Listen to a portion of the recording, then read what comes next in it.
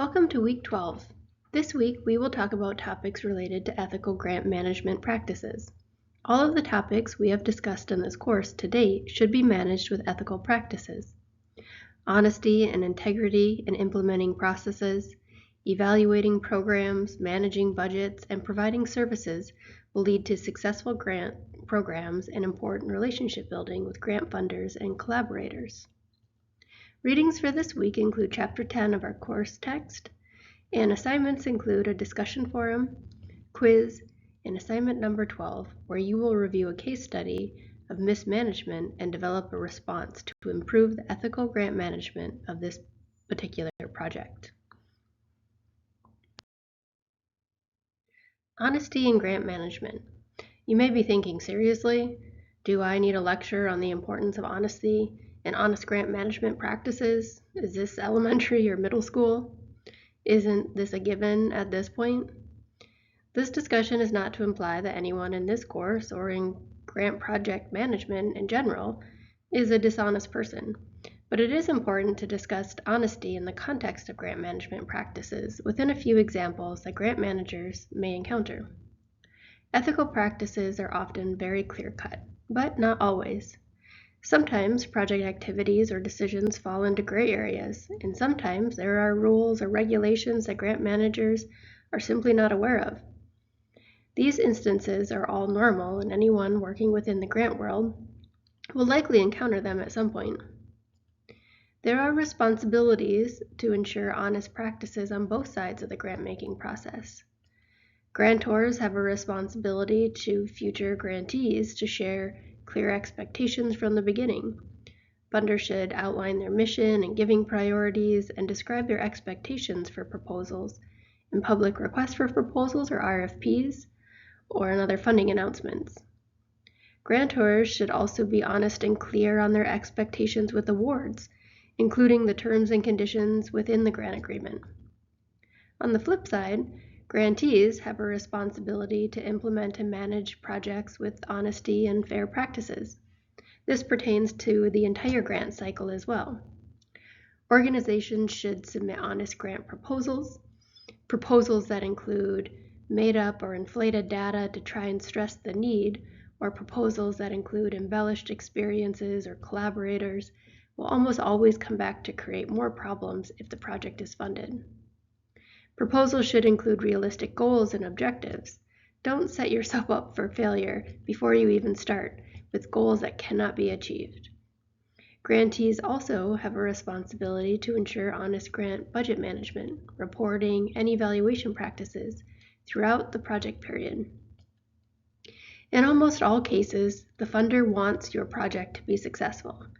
Grant awards are not designed to put organizations in gotcha instances.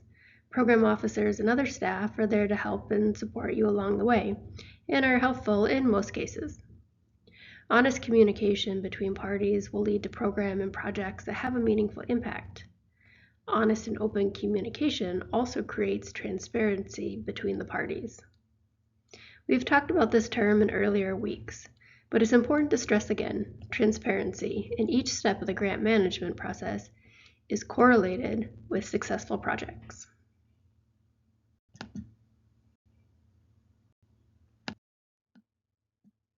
Integrity.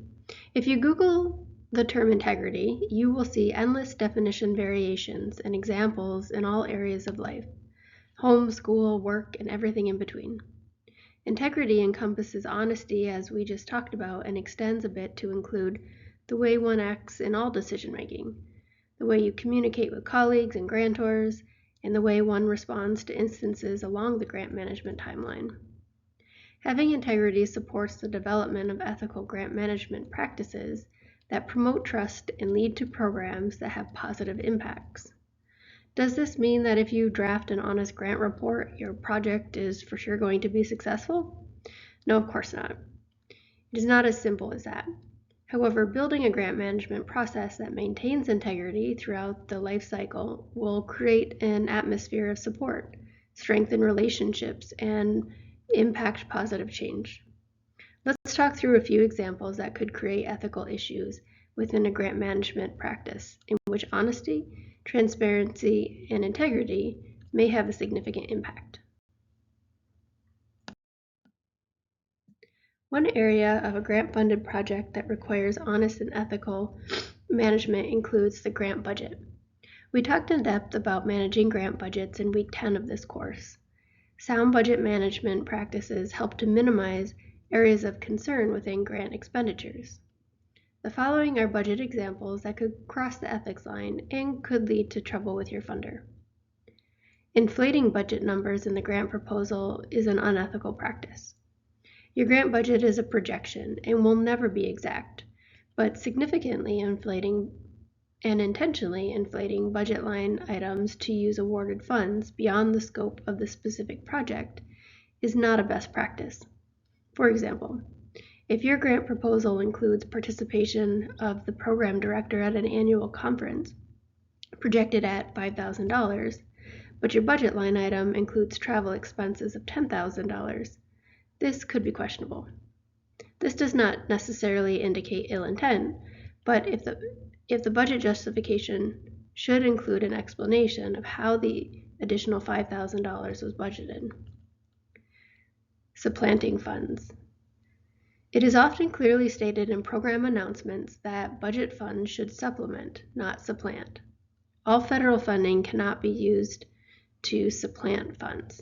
This is clear in federal grant guidelines and is often included in the original program announcement. What does this mean? Supplanting is the use of grant funds to replace already designated funds. For example, using grant funds to cover the salary of a staff member who is already paid from somewhere else. There are instances where a portion of an employee's salary can be covered by grant funds, or an employee's job description could change to the grant-funded program. This can be allowable. However, this part of your budget should be very clear. Unsupported or unapproved expenses in your budget may also raise ethical issues. For instance, if you spend $1,000 of grant funds from the supply line of an elder meal delivery program to purchase a window air conditioner for your office so you are more comfortable during the summer months, this is an unsupported cost. It was likely not included in your approved budget, and without additional approval, would be a purchase that could raise red flags. There's really no shortage of ethical budget decisions in grant management. Remember, this is an area of grant management where you will need to work with your business office and other departments within your organization as relevant to ensure grant budget expenses align with approved budget line items. Ask questions as often as needed and make sure the project team is following a process with all grant expenses. A process helps to limit risk and decreases the chance for error.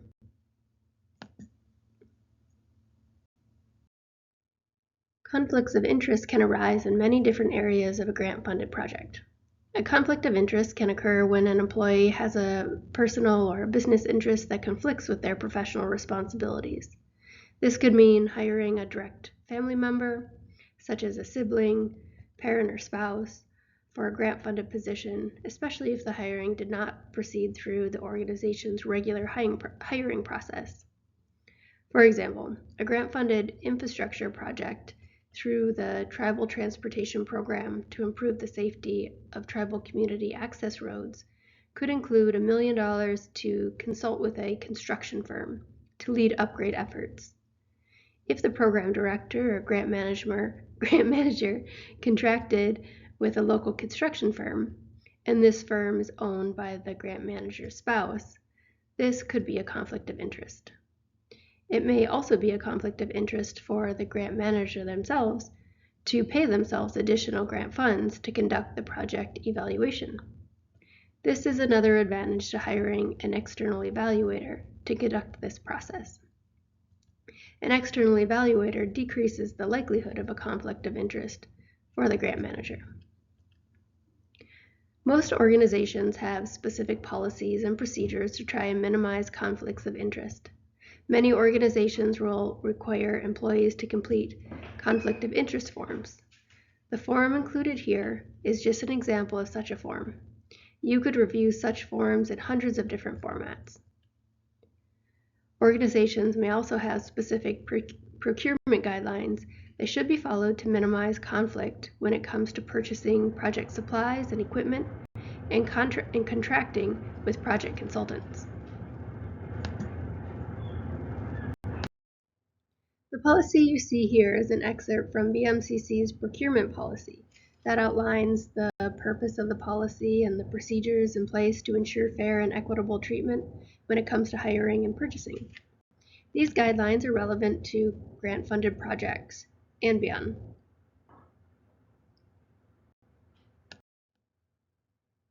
Don't lie in your grant reporting. This is simple. This applies to both progress and financial reporting. Untrue or embellished grant reports will almost always create more of an issue than reporting the truth, even if the truth shows that the grant-funded project is late on its timeline implementation, or that a specific activity did not have the intended outcome and the project missed the outcome benchmark. Funders want programs to be successful, and projects are not always going to be implemented as they were outlined in the proposal. Identifying such areas of concern in grant projects and truthfully reporting on them is not only honest and ethical, but it also, more often than not, leads to a solution. For example, an organization is implementing a program to deliver 2 meals a day to elders within a community.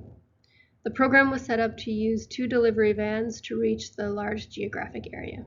One van broke down about 3 months into the program, and it's not repairable. In response, the program is using one van to make the deliveries and has divided the route in half. So elders on the west side of the route receive lunchtime meals and elders on the east side receive dinnertime meals. If this information is left out of our grant progress reports, the funder will not have an explanation of why less mileage and meal supply funds are being charged to the budget, and the target population will be receiving less services than projected. In this case, 1 less meal a day. If this issue is explained in the progress report, a program officer could read this and identify additional project funds to support the purchase of a new van, or they could approve an amended benchmark numbers to accurately reflect the number of meal deliveries. Dishonest evaluation also does not do any good either. The whole point of an evaluation process is to assess and adjust to meet the goals and objectives of your project. Dishonest evaluation practices or reporting only hurts the program in the long run, and more importantly, the people or animals the program is intended to support. For example, let's say elders participating in the meal delivery program received a satisfaction survey. The survey results showed a strong dissatisfaction with the time meals were delivered to elders' homes. The project director was upset about these results and chose not to share this data with the rest of the project team and reported participants were satisfied. In this case, the population you are trying to serve is dissatisfied, so many may not want to participate and the project goals will fall short. Or if a project manager refuses to make project adjustments, such as exploring new delivery times or additional delivery communication, the overall program may suffer. Program directors and grant managers have an ethical responsibility to share accurate information and use evaluation practices to support projects. By sharing the true data with program staff, this could lead to a brainstorm of new ideas and minor program adjustments to increase satisfaction. It is also imperative that evaluation methods be set up to minimize any harm to project participants. All participants should be provided with information surrounding all data collected, including why it is being collected, how it will be used, and if participants will or will not be identified in the evaluation procedure. Participants should also always have a choice to participate in the evaluation procedure. For example, it would be unethical to require a project participant to participate in a focus group to continue receiving services, to identify participant personal information, or share data with others that the participant is not aware of.